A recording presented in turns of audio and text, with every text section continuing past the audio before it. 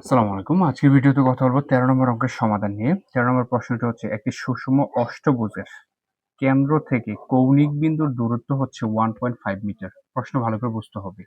কি বলছে? একটা সুষম অষ্টভুজ মানে হলো এমন একটা অষ্টভুজ হবে যেখানে সবগুলা বাহু কি থাকবে? সমান থাকবে। কেন্দ্র থেকে কৌণিক বিন্দুর দূরত্ব হচ্ছে কত? 1.5 মিটার। এর ক্ষেত্রফল নির্ণয় করতে বলছে। তাহলে এই অঙ্কটা সমাধান করার জন্য আমাদেরকে প্রথমে একটা সুষম অষ্টভুজ আঁকতে হবে। আমি হচ্ছে প্রথমে একটা সুষম অষ্টভুজ এঁকে নিলাম। নাম দিলাম কি? A B C D E F G H. এই সুষম অষ্টভুজের সবগুলো বাহু সমান।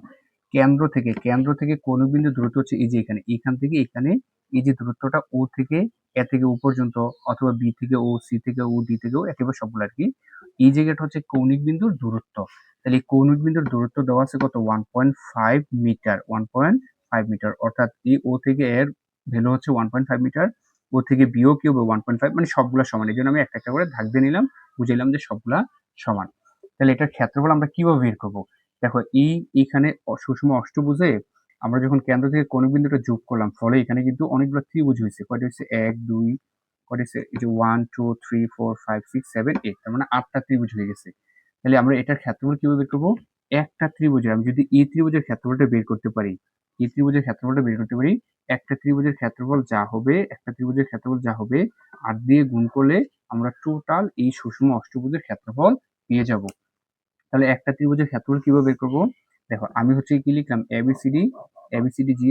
এবিসিডি ইএফ জি এর সুষম অষ্টভুজের কৌণিক বিন্দুর দূরত্বটাকে আমি এ ধরলাম, কত? 1.5 মিটার। আচ্ছা, তাহলে এটা যদি 1.5 হয়, তাহলে এটাও তো 1.5, তাহলে দুইটা বাহু পেলাম। আমি যদি এখানে এই কোণের ভ্যালুটা বের করে নিই, আমরা জানি এটা কিন্তু একটা কি হয়ে গেছে? বৃত্ত হয়ে গেছে না? আমরা জানি একটা বৃত্ত টোটাল কত ডিগ্রি কোণ উৎপন্ন হয়? 360 ডিগ্রি। তাহলে এই জায়গাটাতে কত হবে? যেহেতু এখানে 8টা কোণ, 1 2 3 4 5 6 7 8, 360কে আমরা 8 দিয়ে ভাগ করলে একটা কোণের ভ্যালু পেয়ে যাব। আমি এ বি এ ও বি দিয়ে করতেছি, কেউ চাইলে হচ্ছে সি ও ডি দিয়ে করা যাবে, বি ও সি, ডি ও ই, ই ও এফ, মানে যে কোনো একটা দিয়ে করা যাবে।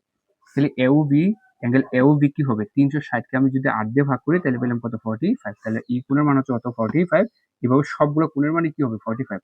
তাহলে আমরা কি পেলাম? দুইটা বাহুর দৈর্ঘ্য পেলাম আর একটা কোণ পেলাম। দুইটি বাহুর দৈর্ঘ্য আর হচ্ছে একটা কোণ থাকলে ক্ষেত্রফল বের করার সূত্র কি? এই যে একটি ত্রিভুজের দুইটা বাহুর দৈর্ঘ্য এবং একটি অন্তর্ভুক্ত কোণ থাকলে ক্ষেত্রফলের সূত্র হচ্ছে half into AB into sine C, যেখানে এবি মানে বাহুর দৈর্ঘ্য। তাহলে বাহুর দৈর্ঘ্য কত? এখান থেকে এখানে হচ্ছে 1.5, আবার এখান থেকে এখানে কত? 1.5। আর বাহুর দৈর্ঘ্যটাকে আমি কি ধরেছিলাম? এ। তাহলে আমি হাফ ইন্টু কি লিখবো? এ ইন্টু এ লিখবো, বি লিখবো না এখানে। কেন বি লিখবো না? কারণ এ আর বি দুইটাই তো সমান। তারপর হচ্ছে ইন্টু কি? সাইন, তারপর কি? Sign C. এখানে সি মানে কি? অন্তর্ভুক্ত কোণ। তাহলে কোণের মান কত পাইছি? 45। তাহলে এখানে কি হবে? 45 হবে। এখন আমরা যদি এখানে হিসেব মান বসাই, হাফ ইন্টু এর মান হচ্ছে কত? 1.5 ইন্টু আবার এর মান 1.5 ইন্টু সাইন 45। সাইন 45 ডিগ্রির মান কত? 1/√2।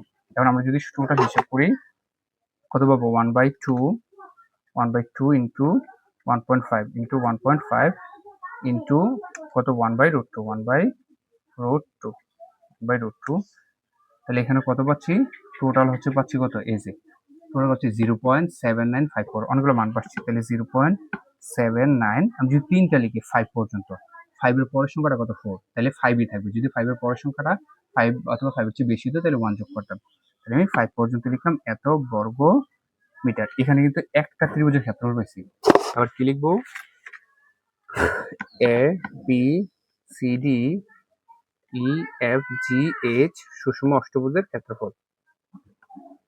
অষ্টভুজের ক্ষেত্রফল তাহলে কি হবে? এখানে টোটাল কয়টা? 8টা ত্রিভুজ হয়েছে না? তাহলে একটা ত্রিভুজের ক্ষেত্রফলকে 8 দিয়ে গুণ করলে আমরা পেয়ে যাবো। অর্থাৎ কি লিখবো? ত্রিভুজ এ ও বি, এর ক্ষেত্রফল ইন্টু কত? 8। তাহলে এ ও বি এর ক্ষেত্রফল কত পেলাম? 0.795 ইন্টু হচ্ছে 8, এত বর্গ মিটার। তাহলে গুণ করলে কত পাবো? ইন্টু 8। তাহলে গুণ করে পাচ্ছি হচ্ছে কত? 6.36 3 এর পরে হচ্ছে কত আছে? 9। 3 পরে যেহেতু 9 আছে, তাহলে এটাকে আমি কত লিখতে পারি? 4। মানে 6.364 বর্গ মিটার প্রায়। আশা করছি এটা সবাই বুঝতে পারছেন।